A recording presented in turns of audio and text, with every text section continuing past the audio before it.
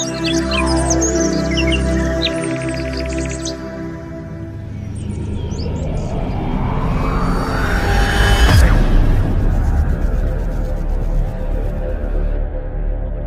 morning, my dear brothers and sisters in Christ. I bring greetings in the name of Jesus. ಯೇಸು ಕ್ರಿಸ್ತನ ಶ್ರೇಷ್ಠವಾದ ಪರಿಶುದ್ಧವಾದ ನಾಮದಲ್ಲಿ ನಿಮ್ಮೆಲ್ಲರಿಗೂ ಕೂಡ ಶುಭಾಶಯವನ್ನು ವಂದನೆಯನ್ನು ತಿಳಿಸುತ್ತೇವೆ. ಎಲ್ಲರೂ ಚೆನ್ನಾಗಿದ್ದೀರಾ? ಕ್ಷೇಮವಾಗಿದ್ದೀರಾ? ಪ್ರಾರ್ಥನೆಯಲ್ಲಿ ಬೆಳೆಯುತ್ತಾ ಇದ್ದೀರಾ? ದೇವರ ವಾಕ್ಯವನ್ನು ಪ್ರತಿದಿನ ಧ್ಯಾನಿಸುತ್ತಿದ್ದೀರಾ? ದೇವರ ಆತ್ಮನು ನಮ್ಮ ಮೇಲೆ ಇಳಿದು ಬರುವಾಗ ನಾವು ಸಾಕ್ಷಿಗಳಾಗಿ ಜೀವಿಸುತ್ತೀವಿ ಎಂಬುದಾಗಿ ದೇವರ ವಾಕ್ಯ ಹೇಳುತ್ತದೆ. ಪರಿಶುದ್ಧಾತ್ಮನಾದ ದೇವರು ತನಗೆ ಸಾಕ್ಷಿಗಳಾಗಿ ಜೀವಿಸುವುದಕ್ಕೆ ನಮ್ಮನ್ನು ಸಿದ್ಧಪಡಿಸುತ್ತಾ ಇರುವಂತಹ ಕಾಲ ಇದು. ನಾವು ಎಲ್ಲಿ ಇರುತ್ತೇವೋ ಅಲ್ಲಿ ದೇವರ ಸಾಕ್ಷಿಗಳಾಗಿ ಜೀವಿಸಬೇಕೆನ್ನುವುದೇ ದೇವರ ಆಲೋಚನೆ.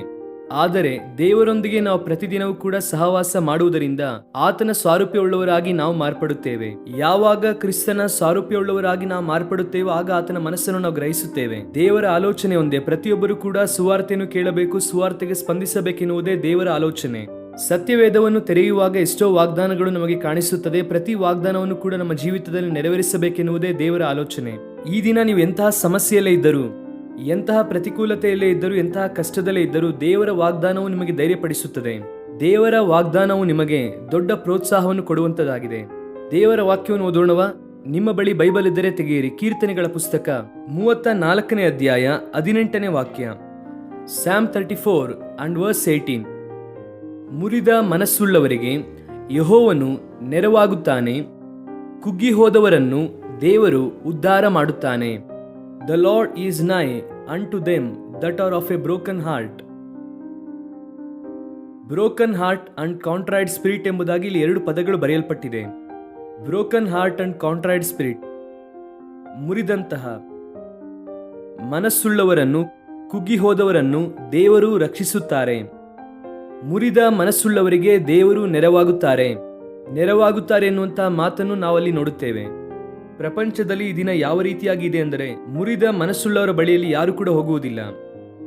ಯಾಕೆ ಅಂದರೆ ಒಬ್ಬ ವ್ಯಕ್ತಿಯ ಸುಖದಲ್ಲೂ ಒಬ್ಬ ವ್ಯಕ್ತಿಯ ಆನಂದದಲ್ಲಿ ಪಾಲುಗಾರ ಹೊಂದುವಷ್ಟರ ಮಟ್ಟಿಗೆ ಒಬ್ಬ ವ್ಯಕ್ತಿಯು ದುಃಖದಲ್ಲಿರುವಾಗ ಪಾಲುಗಾರರಾಗುವುದಕ್ಕೆ ಯಾರು ಇಷ್ಟಪಡುವುದಿಲ್ಲ.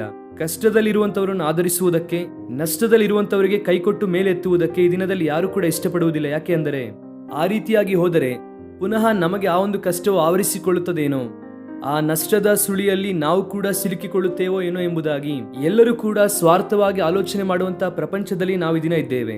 ಆದರೆ ದೇವರ ದೃಷ್ಟಿಯು ಯಾರ ಮೇಲೆ ಇರುತ್ತದೆ? ದೇವರು ತನ್ನ ಉದ್ದೇಶವನ್ನು ಯಾರ ಮೂಲಕವಾಗಿ ನೆರವೇರಿಸಬೇಕೆಂದು ಇಷ್ಟಪಡುತ್ತಾ ಇದ್ದಾರೆ ಅಂದರೆ, ಯಾರು ಮುರಿದಂತಹ ಮನಸ್ಸುಳ್ಳವರಾಗಿ ಇರುತ್ತಾರೋ ಅಂತವರಿಗೆ ದೇವರು ಸಮೀಪವಾಗಿರಬೇಕೆಂಬುದಾಗಿ ಇಷ್ಟಪಡುತ್ತಾ ಇದ್ದಾರೆ. ನೆರವಾಗುತ್ತಾನೆ ಎನ್ನುವಂತಹ ಮಾತನ್ನು ಇಂಗ್ಲಿಷಲ್ಲಿ ನೈ ಎಂಬುದಾಗಿ ಉಪಯೋಗಿಸಿದ್ದಾರೆ. ಇಬ್ರಿಯ ಭಾಷೆಯಲ್ಲಿ ಕಾರೋಬ್ ಎನ್ನುವಂತಹ ಪದವನ್ನು ಉಪಯೋಗಿಸಿದ್ದಾರೆ. ಕಾರೋಬ್ ಅಂದರೆ ಅಟ್ ಹ್ಯಾಂಡ್ ಎಂಬುದಾಗಿ ಅರ್ಥ. ಇನ್ನೊಂದು ಪ್ರಾಮುಖ್ಯವಾದ ವಿಷಯ ಏನೆಂದರೆ, ಮೋರ್ ರೆಡಿ ಟು ಹೆಲ್ಪ್. ನಮಗೆ ಸಹಾಯ ಮಾಡುವುದಕ್ಕೆ ಆತನು ಇನ್ನೂ ಸಮೀಪವಾಗಿ ಇದ್ದಾರೆ. ಎಷ್ಟು ಸುಂದರವಾದ ಮಾತು ಇದು! ದೇವರು ನೆರವಾಗುತ್ತಾರಂತೆ, ಆತನು ಹತ್ತಿರವೇ ಇದ್ದಾರೆ. ಆತನು ನಿನಗೆ ದೂರವಾಗಿಲ್ಲ. ಆತನು ಎಲ್ಲೋ ದೂರವಾಗಿದ್ದು ತನ್ನ ಕೆಲಸವನ್ನು ಮಾಡಿಕೊಳ್ಳುತ್ತಾ ನಿನಗೆ ಸಹಾಯ ಮಾಡದೇ ಇರುವಂತವನಲ್ಲ. ಕೆಲವು ಕುಟುಂಬಗಳಲ್ಲಿ ಅಂತಹ ಪರಿಸ್ಥಿತಿ ಇರುತ್ತದೆ.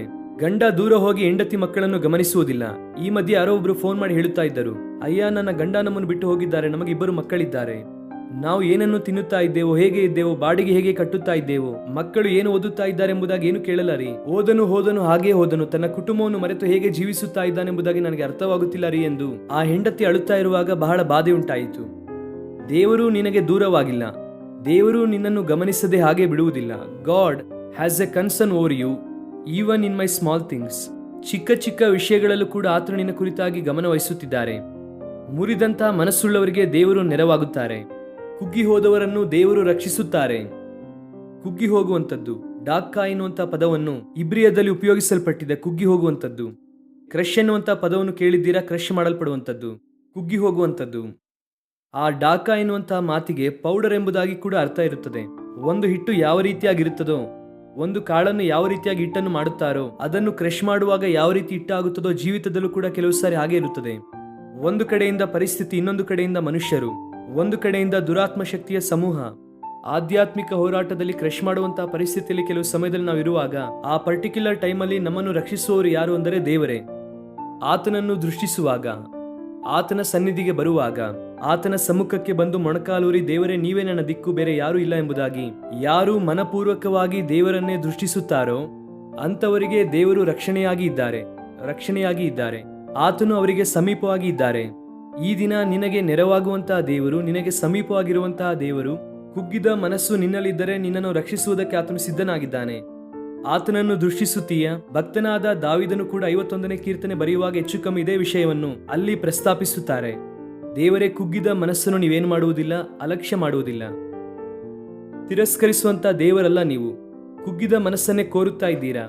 ಯಾವಾಗ ಅಂಥ ಅನುಭವದಲ್ಲಿ ಬರುತ್ತೇವೋ ದೇವರು ನಮಗೆ ಸಮೀಪವಾಗಿದ್ದಾರೆ, ನಮ್ಮನ್ನು ಮೇಲೆತ್ತುವುದಕ್ಕೆ ಆತನು ಇಷ್ಟಪಡುತ್ತಾ ಇದ್ದಾರೆ. ಆತನನ್ನು ದೃಷ್ಟಿಸಿ ನೋಡೋಣ. ಒಂದು ವೇಳೆ ನಿಮ್ಮ ಜೀವಿತದಲ್ಲೂ ಕೂಡ ಮುರಿದಂತಹ ಮನಸ್ಸುಳ್ಳವರಾಗಿ, ಕುಗ್ಗಿ ಹೋದವರಾಗಿ, ಎಲ್ಲಿ ಹೋಗಬೇಕೆಂಬುದಾಗಿ ಗೊತ್ತಿಲ್ಲದವರಾಗಿ, ಅದನ್ನು ಸರಿಪಡಿಸುವವರು ಯಾರು ಎಂಬುದಾಗಿ ತಿಳಿಯದೆ ಲೋಕದ ಎಲ್ಲಾ ಕಡೆಗೆ ತಿರುಗಿ ಮನುಷ್ಯರ ಸುತ್ತಲೂ ತಿರುಗಿ ಇನ್ನೂ ಕೂಡ ವಂಚಿಸಲ್ಪಟ್ಟು, ಇನ್ನೂ ಕೂಡ ಮೋಸಕ್ಕೆ ಒಳಗಾಗಿ, ಇನ್ನೂ ತುಳಿತಕ್ಕೆ ಒಳಗಾಗಲ್ಪಟ್ಟು, ಇನ್ನೂ ಕ್ರಶ್ ಆಗಿ ಭಯಂಕರವಾದ ಪರಿಸ್ಥಿತಿಯಲ್ಲಿದ್ದರೆ, come to Jesus. He is your loving savior. He has a great concern for you and he is the God of compassion. ಆತನು ಕೃಪೆಯುಳ್ಳ ದೇವರು, ಪ್ರೀತಿಯುಳ್ಳ ದೇವರು, ಕೃಪೆ ಕನಿಕರವನ್ನು ನಿಮ್ಮ ಮೇಲೆ ಸುರಿಸುವಂತ ದೇವರು. ಆದ್ದರಿಂದ ಆತನನ್ನು ನೀನು ದೃಷ್ಟಿಸುವುದಾದರೆ ಆತನು ಯಾವಾಗಲೂ ನಿನಗೆ ಸಮೀಪವಾಗಿದ್ದಾನೆ, ನೆರವಾಗಿ ಇದ್ದಾನೆ. ನಿನ್ನ ಪಕ್ಕದಲ್ಲಿರುವಂತಹ ದೇವರು ಆತನು ನಿನ್ನನ್ನು ನಡೆಸಿ ಬಲಪಡಿಸುವ ಆತನಾಗಿದ್ದಾನೆ. ಹಾಗೆ ಪ್ರಾರ್ಥನೆ ಮಾಡೋಣ. ಕಣ್ಣು ಮುಚ್ಚಿರಿ. ಪ್ರೀತಿಯುಳ್ಳ ತಂದೆ, ನಮಗೆ ನೆರವಾಗುವಂತಹ ದೇವರಾಗಿದ್ದೀರಿ, ಅದಕ್ಕಾಗಿ ಸ್ತೋತ್ರ. ನಮಗೆ ರಕ್ಷಿಸುವಂತಹ ದೇವರಾಗಿದ್ದೀರಿ, ಅದಕ್ಕಾಗಿ ಸ್ತೋತ್ರ. ಈ ದಿನ ನಮ್ಮ ಪ್ರಿಯರು ಯಾರ್ಯಾರು ಮುರಿದಂತಹ ಮನಸ್ಸುಳ್ಳವರಾಗಿದ್ದಾರೋ, ಕುಗ್ಗಿ ಹೋದವರಾಗಿದ್ದಾರೋ, ಕರ್ತನೆ ಅವರನ್ನು ಮೇಲೆತ್ತಿರಿ, ಕನಿಕರಿಸಿರಿ, ನಿಮ್ಮ ಕೃಪೆಯಿಂದ ತುಂಬಿಸಿರಿ. ನಿಮ್ಮ ಪ್ರೀತಿಯನ್ನು, ನಿಮ್ಮ ಶ್ರೇಷ್ಠತೆಯನ್ನು ಅರ್ಥ ಮಾಡಿಕೊಳ್ಳುವಂತೆ ಅವರಿಗೆ ಸಹಾಯ ಮಾಡಿರಿ. ಅನಾರೋಗ್ಯದಲ್ಲಿರುವವರನ್ನು ಸ್ವಸ್ಥಪಡಿಸಿರಿ, ಸಮಸ್ಯೆಯಲ್ಲಿರುವಂಥವರನ್ನು ಮೇಲೆತ್ತಿರಿ. ಆರ್ಥಿಕವಾಗಿ ಯಾರು ಸಂಕಷ್ಟದಲ್ಲಿದ್ದಾರೋ ಅವರೆಲ್ಲರನ್ನು ಕೂಡ ನೀವೇ ಮೇಲೆತ್ತಿ ಬಲಪಡಿಸಿ ಅದ್ಭುತ ಮಾಡಿರಿ. ಸ್ತುತಿ, ಘನ, ಮಾನ, ಮಹಿಮೆ ನಿಮಗೆ ಮಾತ್ರ ಸಲ್ಲಿಸುತ್ತಾ ಯೇಸು ಕ್ರಿಸ್ತನ ಶ್ರೇಷ್ಠವಾದ ನಾಮದಲ್ಲಿ ಬೇಡಿ ಹೊಂದಿಕೊಳ್ಳುತ್ತೇವೆ ನಮ್ಮ ತಂದೆಯೇ. Amen. God bless you dear friends. Have a wonderful day.